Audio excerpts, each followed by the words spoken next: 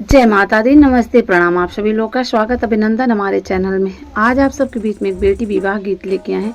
यदि आप सबको वीडियो पसंद आए तो वीडियो को लाइक, सब्सक्राइब, शेयर करिए और अपना प्यार दुलारी स्नेह दीजिए। प्रेम से बोलिए जय माता दी।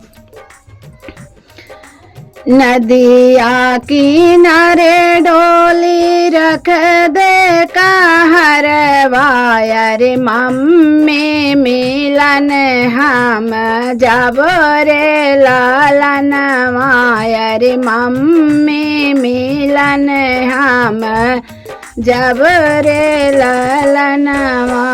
नदिया किनारे डोली रख दे कहरवा, रे मम्मी मिलन हम जब रे लालन माया, रे मम्मी मिलन हम जब रे लालन।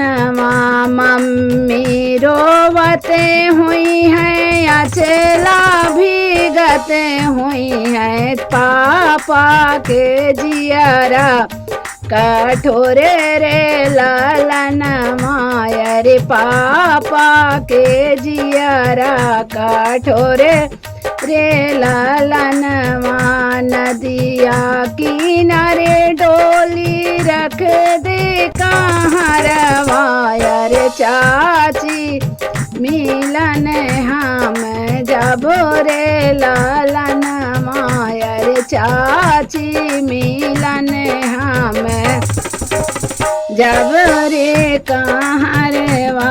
चाची रोवते हुई है, अचला भीगते हुई है, चाचा के जियरा कठोरे रे लालन माया, रे चाचा के जियरा कठोरे रे लालन।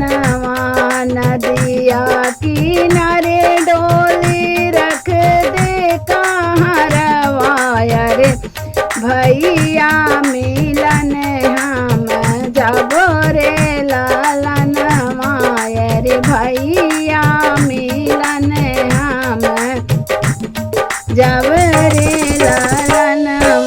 भैया रोवते हुई है, नीरे बहते हुई है, भाभी के जियरा कठोरे